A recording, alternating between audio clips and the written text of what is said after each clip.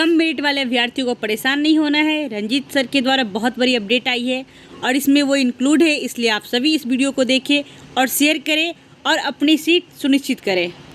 नियमावली बनी 2020 में बनी कि अब चलो ऑनलाइन भी हम लोगों ने उसको कोशिश करके उसमें नियमावली डलवा दिया। डोमिसाइल भी डिमांड था, डोमिसाइल भी आप लोग पिछले साल बहुत ज़्यादा आप लोग मैसेज कर रहे थे डोमिसाइल नीति लागू करवाइए, डोमिसाइल भी आ गया। तो मुझे लगता है कि ये दो चीज़ें जो आप लोगों की, और निश्चित रूप से अभी जो हो रहा है वो एक दिन हो रहा है, कई बार हो रहा है कि जो बहुत मार्क्स वाले हैं वो कम मार्क्स वाले, कहीं किसी का हो जा रहा है, अधिक मार्क्स वाले का नहीं हो रहा है। तो आप क्या कर सकते हैं, ऑफलाइन जो प्रोसेस की गई थी उसमें कहीं ना कहीं ये तो दिक्कत आ रही है। तो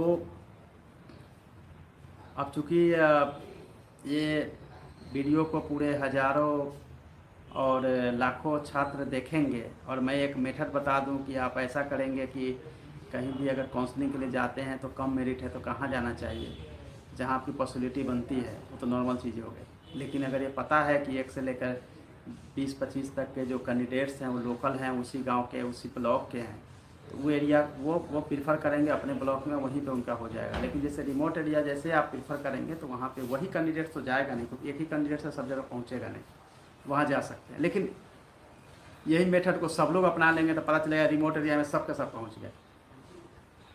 तो कुछ कैंडिडेट्स को मैं गाइड कर सकता हूँ कि पूरे कैंडिडेट्स को गाइड करूँगा तो सब एक ही तरफ, एक ही हवा में चले जाएंगे तो फिर वो गलत हो जाएगा।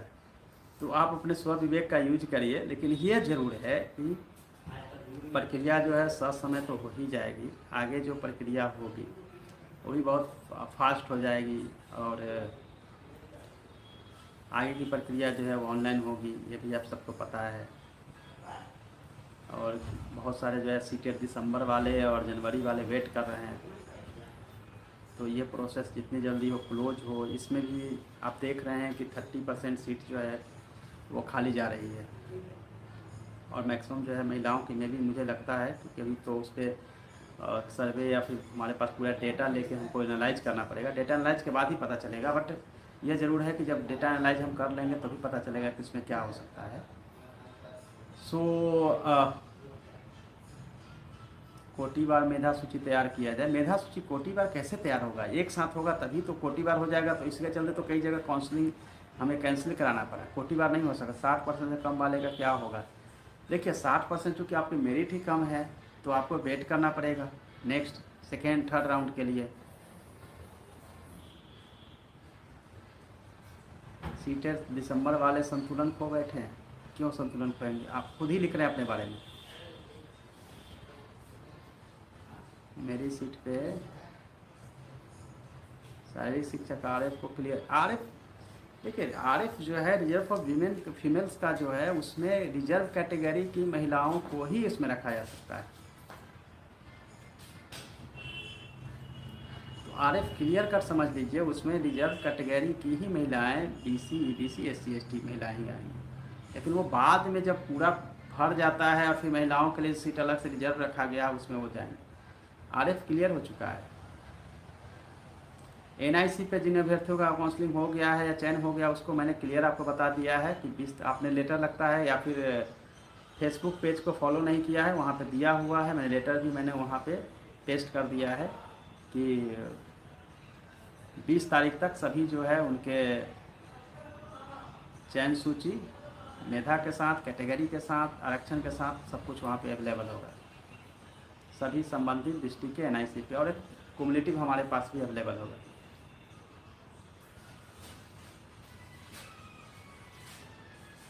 अब एक समस्या आप लोगों के सामने क्या आता है कि हम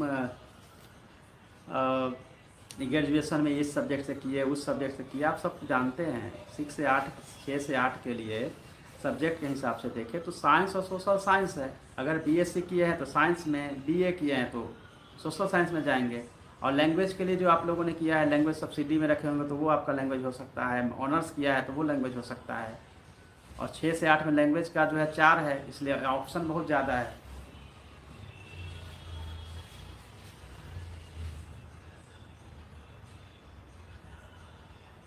बट इसमें ये हो रहा है कि सोशल साइंस वाले के पास जो है एडवांटेज ज़्यादा है।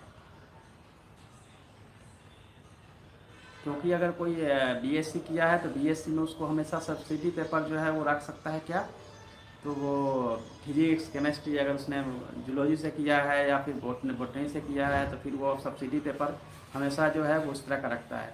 लेकिन जो सोशल साइंस वाले हैं वो अगर सपोज जैसे कि हिस्ट्री से करते हैं तो सब्सिडी में हिंदी भी रख सकते हैं, लैंग्वेज उनके पास एक्स्ट्रा आ जा सकता है, तो सब्सिडी में कोई भी पेपर रख लेते हैं तो वो भी जो है उनको फ़ायदा मिलता है। तो एडिशनल फ़ायदा हमेशा जो है वो सोशल साइंस वाले को इसमें मिल रहा है।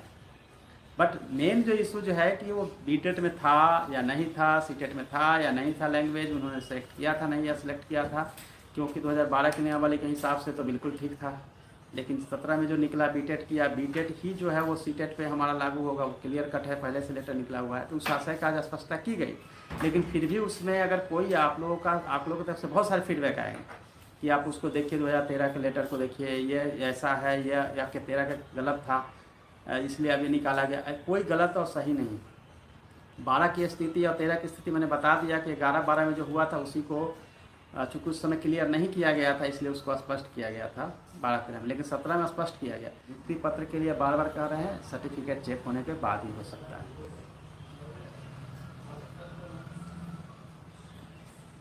निखिल नियुक्ति पत्र मैंने बता दिया, एनआईसी के बारे में बता दिया है। मध्य भाषा शिक्षक के लिए भाषा की बाध्यता को समाप्त किया जाए। देखिए सीटेट बीटेट में तो हम लोग देख सकते हैं, बट ये नहीं हो सकता है कि आपने जो है वो ग्रेजुएशन में सब्जेक्ट नहीं होगा, कोई भी सब्सिडी भी हो सकता है, तभी वो जो है अलाउ हो पाएगा। 6 से 8 को 3 राउंड में, आपने कहा कि 6 से 8 को कम से कम 3 राउंड में किया जाए, बिल्कुल ही जब तक हम लोग के पास रहेगा सीट और एग्जॉस्ट नहीं होता है। और आप सब जानते हैं कि अभी हम लोग नगर निकाय का बिल्कुल कम कर पाए थे, ब्लॉक पूरा का पूरा खाली है जहाँ के आप लोगों का नियोजन के लिए प्रक्रिया के लिए काउंसलिंग होनी है। बच्चे हुए पंचायत का काउंसलिंग, हाँ बच्चे हुए पंचायत का काउंसलिंग जो दिव्यांग वाला था, आप सब जानते हैं अगस्त में होना है, डेट भी आप लोगों को पता है,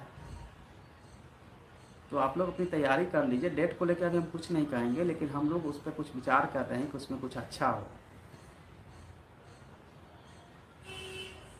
फिजिकल टीचर के बारे में जो लोग हैं 2-3 लोग, उनको मैं पहले ही बता चुका हूँ। जनरल कैटेगरी 7th का नोटिफिकेशन 7वें चरण की बात कर रहे हैं, 7वें चरण के बारे में पहले ही बताया जा चुका है। बिहार बोर्ड सीट आप प्रमुख और इसकी बात कर रहे हैं, कई जगह की ये बेच दिया, वो कुछ नहीं, कोई पहले भी पंचायत में लेके आप लोग इतना परेशान थे कि ऐसा हो गया वैसा हो गया, ऐसा कुछ हुआ नहीं। मैक्सिमम लोगों का जो सिलेक्शन हुआ वो सब जेन्युइनली हुआ, इनका जो मेरिट था। तो क्या होगा, कम मार्क्स वाले का क्या होगा, पढ़ते समय आपको ज़्यादा मार्क्स लाना चाहिए था। बट फिर भी जो कम मार्क्स वाले हैं उनको सेकेंड थर्ड राउंड में जो है उनको मौका मिलेगा, इसको आप हार्ड एंड फास्ट